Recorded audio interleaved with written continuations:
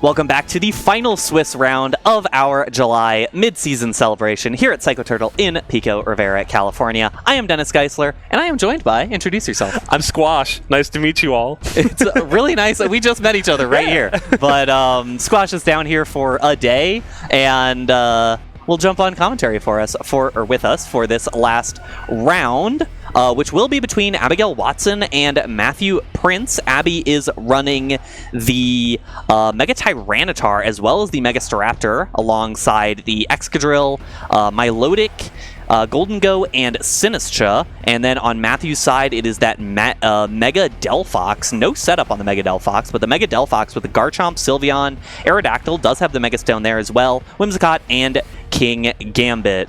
How many of these Pokemon do you recognize? You can't just call me out right away like that. I wanted to know, like, what's the level at? Well, now, Mega Tyranitar. I mean, Tyranitar, even in the base form, is one of the top performing Pokemon in the history of the series, right? A classic guy, yeah. So, Mega Tyranitar, you start, getting all big and swollen strong. And Tyranitar is really good with the Excadrill because Excadrill has that Sand Rush ability to double its speed when the sand is up, which the Tyranitar summons for it. And he's a little slow, so we could use that little pickup. Absolutely. Looks like we are some really interesting duos to start out with. So we have the Whimsicott and the Delphox against the Tyranitar and the Excadrill. So off the bat, the Excadrill is going to be the fastest thing. However, two issues. One, the Delphox is going to Mega, which when it is Mega, it gets the Levitate ability. So it will be immune to Excadrill's ground-type moves, which is probably most of what Excadrill can do. It does have the Rock Slide, but that is most of what it can do to the Delphox. The second issue is that the Whimsicott will be able to Tailwind with priority because of its Prankster ability, which means that it will be able to make the Delphox faster anyways. We'll see what they go for. Nope. Switches off the beginning. It's going to be the Protect on the Delphox immediately. The Tailwind does come through on the Whimsicott, and at this point, the Delphox is definitely the fastest thing on the field. We'll see the Iron Head just go straight into the Whimsicott. It will drop to the sand after this turn. Does eat it with the Focus Sash, but we will see Whimsicott disappear in just a moment. And we will see the Rock Slide come through. Not going to do much of anything, because Whimsicott was going to drop anyways, but we will see it drop now. So Abby takes the first KO, but the issue here is that the Delphox is still very fast, and Matt can bring in something like that Garchomp that, with the Tailwind, is also going to be very fast. So the problem here is that Garchomp has Earthquake. It gets to use Earthquake next to Delphox, which has Levitate, which means it's immune to Earthquake. Delphox then gets to hit with something like Heat Wave, and suddenly those two are doing a lot of damage. And that's something interesting from the very beginning of this match. You kind of have your two primary damage dealers coming from Delphox and Tyranitar, with the two kind of support Pokemon, giving them that extra speed, trying to make it so, prop it up so they can actually do some work. Yeah. So by losing Matthew losing his first Pokemon, and now you have the Garchomp and the Delphox out, you have two big heavy hitters who are out, who are still benefiting from that Tailwind. So it's a little spooky for Abigail from my point of view.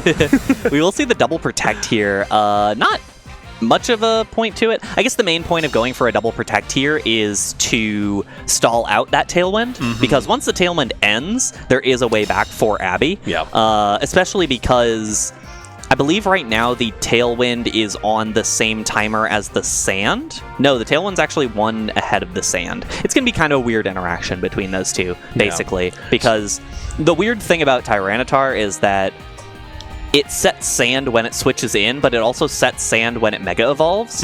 So if Sand is off when it clicks Mega, then it suddenly gets the Sand again. Gotcha.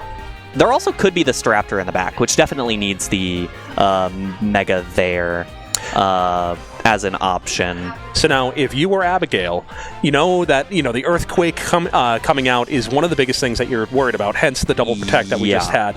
So, do you play the game of, all right, we got the, Monty's getting pulled back in. Say, are we going to go for more protects, or are we going to try and pivot around that a little bit during the danger zone while we still have the Tailwind? And it looks like there's a bit of a pivot coming out. Yeah, the big problem here, and this is a nice duo against these two, the big issue is that the Delphox has Encore and will be faster than both of them, and so it could have just Encored them into Protect, which means they just do nothing.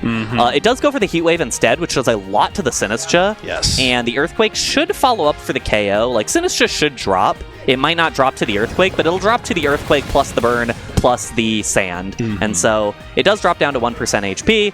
Milotic also takes a pretty healthy chunk there. That's a lot of damage. It does have the Citrus Berry to heal up a little bit, but it doesn't feel great right now to be Milotic. Even with the type advantage coming in with Milotic, that's still just a ton of damage to be eating, and that's exactly what we were worried about with these two larger damage dealers coming in from Matthew's side of the field. Yeah. So definitely interested to see how Abby is able to pivot here. I think it has to be the Tyranitar, and we do see it. I was going to say Tyranitar before we saw it. Don't you worry. But the thing about it is that Excadrill definitely folds to whatever these two decide to throw out, but Tyranitar doesn't necessarily. It'll take the Heat Wave incredibly comfortably, and the Earthquake should not KO it. It'll do a pretty solid chunk, but it shouldn't KO it, which should mean that the Tyranitar gets to do something here, and the Milotic, frankly, has a decent chance of taking both those hits as well. It probably won't, but it has some chance of doing it. If it happens. And if it's able to do that, it does have the Icy Wind available, which is quite effective into the Garchomp.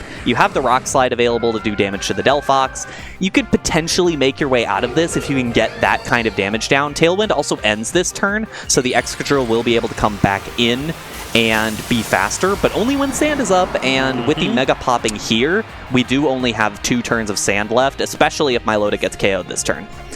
We will see the Psychic. That's really clever. It does more damage to the Milotic than the Heat Wave would, and that means the Earthquake should follow up to take out the Milotic. Let's see, do we get lucky here? And how much does it do to the Tyranitar? That is a lot. Surprising amount to the Tyranitar. That's a concerning amount to the Tyranitar. It is super effective. Spooky. It makes a lot of sense. It's Life Orb that does an extra 1.3 times on your damage in exchange for 10% of your HP every turn. And the Delphox will not drop to the Sand this turn either. It doesn't drop to the Rock Slide or the Sand here, so we'll just have to kind of linger here. Tailwind does drop off, and I think the only out here for Abby is Rock Slide Flinch. So basically, the Excadrill is going to be the fastest thing on the field this turn, and if it clicks Rock Slide and takes out the Delphox and flinches the Garchomp, then... And I'm going to say this before Matthew does the thing that makes this completely irrelevant. Then you could potentially take out the Garchomp with Tyranitar's next move, and then it's a 2-on-1 with the remaining Pokemon. The problem is if Matt just double protects here, so protects the Delphox and protects the Garchomp, then you stall out the last... never mind. Never mind. None of the things I said would happen. Because, yeah, the Heat Wave's going to come out here. That's... Heat Wave's gonna hurt. Yeah, Heat Wave's gonna hurt. Yeah, Heat Wave will take out the Excadrill with the critical hit. It did not matter. That definitely was going to take out the Excadrill regardless. Absolutely. That's a fascinating little play. That is not what I expected to happen. Because there is no way that Matt lost if he double protected there. But with what Matt did, Abby had a potential out with going for a Rock Slide, but neither of those things happen, and Matt wins with just a better positioning towards the end of the game there. So really nicely played around that Delphox towards the start of the battle. It was looking a little bit dicey when, like, okay, the Excadrill's here and the T-Tar's here, and like, what do we do about this? But off of that first turn of the double protect, right, with the Tyranitar and the Excadrill, it ended up being a pretty safe like path forward for what Matt was able to do. Yeah, and it's tricky with kind of the parallel strategy that Abby and Matthew were going in with, both kind of trying to get that extra speed boost, trying to get something out. That protect I think might have thrown Abby off just a little bit, and it's just so hard to come back from losing Mons that quickly into the beginning of the match. Yeah, especially when you're playing against something like this Delphox Garchomp, because they just do so much damage. They're both very fast Pokemon. Garchomp Delphox naturally way faster than even Garchomp, but both of those Pokemon are going to get most unboosted Pokemon. Like, nothing on Abby's team. Actually, only the Staraptor even has a chance to outspeed even the Garchomp. And that leaves you, like, without the Sand for the Excadrill. And so that leaves you in a really awkward spot where it's like, okay, if I'm just taking too much damage, what do I do here? How do I switch around this? We're going to see a bit of a switch up here, though, for Matt. It's going to be the Sylveon with the Whimsicott this time. And we're going to see the Staraptor on the other side with the Milotic. So a bit of a switch up for both sides here. Staraptor, so Staraptor's thing is that Mega Staraptor has the contrary ability, so any stat drops are instead changed to stat increases. The problem is that it also becomes a fighting type, which is weak to both of these fairy types here. Particularly that Sylveon, which is really nasty. I expect a Tailwind Hyper Voice right off the bat, and I don't know what Abby does about that. We're not going to see the Mega on the Staraptor, which makes some sense because it actually makes you stronger against the Hyper Voice, and so it means that you get to take the Hyper Voice, where if you were Mega, you wouldn't be able to, and so you get the Tailwind of your own up. Which suddenly means that you're not necessarily as impacted by the, by that Tailwind from Matt's side. The real question going into this next turn, though, is will we see the Mega coming out from Staraptor? Will that speed boost be enough with the Tailwind to try and get a pick, knowing that you are at a type disadvantage? Yeah, and I will say the big advantage there is that Milotic did go for the Icy Wind, which lowered both of the speeds of Matt's Pokemon. So Staraptor should be faster than both these Pokemon. It'd be pretty surprising if it wasn't. The question is, with the Mega, does it actually pick up a KO on either of them? It almost certainly would get the Whimsicott, but I don't know how valuable that is. We saw in the last game, like, Whimsicott getting on the field and then just, like, getting the Tailwind, getting out of there. And that's exactly it. Perfectly the fine. entire strategy coming out from Matt's side was that initial setup and then getting your primary damage dealers out. So we do have the Protect coming out from Milotic. No Mega again for the Staraptor there. We're going to see the Sunny Day on the from the Whimsicott, which interesting. I guess weakens the... it potentially weakens a Water-type move. We will see the Brave Bird take out the Whimsicott there. The other option is that if Tyranitar switched in that turn, it would have immediately overwritten that Sand that it got up and let this Hyper Voice do a lot of damage to it. So, all in all, fairly neutral turn for both of these players. Whimsicott does get off the field, which it kind of wants to. And that's the biggest thing, is Whimsicott already got that set up. It's great to get it off the field, go 1 for 1, but that's a tricky trade if you're Abby. Yeah. And especially because it's not like Whimsicott does, like, no damage at all, but the thing is, now you get the Delphox in, and the Fire plus Fairy is a disgustingly strong combination. And I mean, luckily with the Milotic, having water type. Yes, base. pure water. Yeah. I wasn't sure if there's some psychic thrown in don't there. worry, pure water. So, at least if you're Milotic coming out from the fire coming from Delphox, you're going to be safe there. However, I know Delphox has a lot of other things up their sleeves. Yeah, the big problem here is that the obvious play from Abby is that you have to switch out the Milotic into Tyranitar so that your Excadrill can be faster. Faster than everything on the other team. The problem is that you still lose to Heatwave Hyper Voice. Yes. So we kind of no switches. That's surprising. Maybe we'll see a Protect. I mean, you would sure hope so at this point. Yeah, because the Sun also boosts the damage of the Heatwave from the Delphox. Well, and we do have Protect coming out right away, so getting a bit of positioning coming out from Matt's side. Rock Slide straight up. That's dangerous, because it would have gotten the Sylveon speed-wise. Ooh, we get the Icy Wind. That's an interesting call, because the Sylveon was always going to be slower than the Excadrill. Yeah, you really needed that to land on the Delphox. It really did need to land on the Delphox, because the Hyper Voice is going to do a little chunk there. And the big thing is that the Excadrill with the Focus Sash, it no longer gets to use that because it needs to be at full HP for the Focus Sash to be active. So now that it's not, the Heat Wave just KOs. And even if Sand goes back up, Heat Wave still just KOs.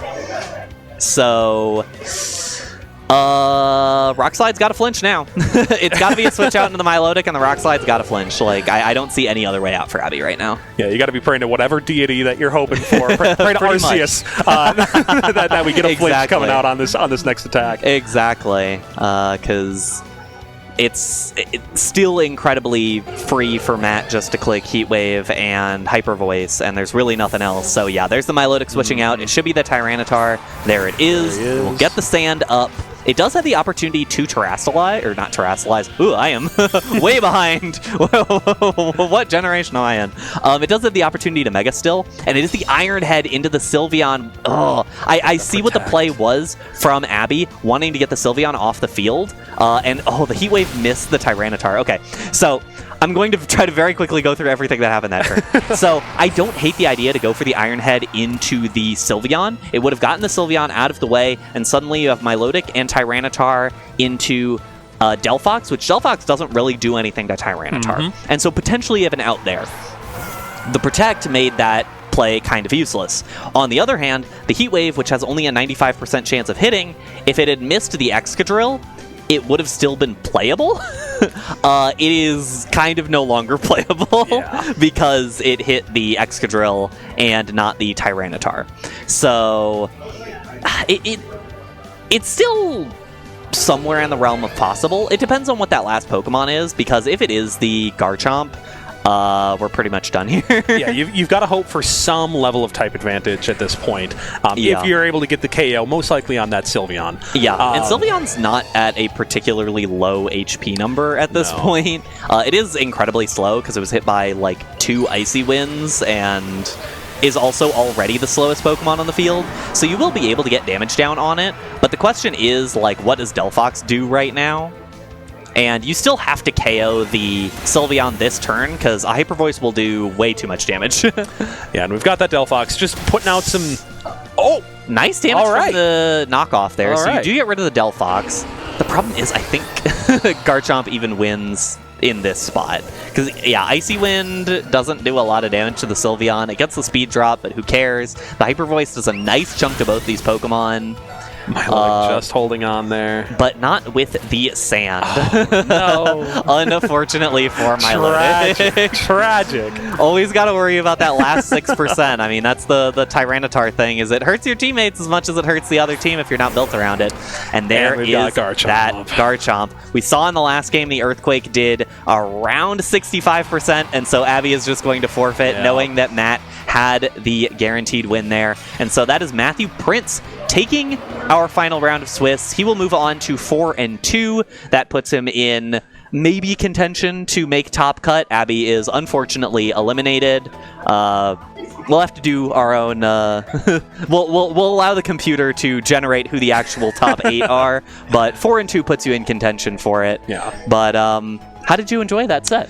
Yeah, you know, it was real interesting, again, seeing both sides coming out with relatively similar strategies out the gate. Yeah. The biggest issue that Abby ran into, though, is, you know, at least from my novice point of view, is Matt's team was just a little too beefy, had a little bit too much damage, and once you lost that setup on Abby's side, there just wasn't a whole lot that you could do to catch back up. Yeah, Abby is running a pretty unconventional team, and you kind of saw some of the limitations of it in this spot. There were certainly some options where if she had called certain leads or gotten in the right spot at the right time, but at the end of the day, that Garchomp is a real problem for this team. Just an absolute monster coming out for selected Pokemon. And that's, you know, and at the end of the day, that's just that's the story that was written. And exactly. It's so hard to come back from something like that. Exactly. But in any case, we are going to take a very quick break. We will tabulate the results, and then we will be back with you for the quarterfinal round, our top 8, in just a few moments. You don't go anywhere. We'll see you soon.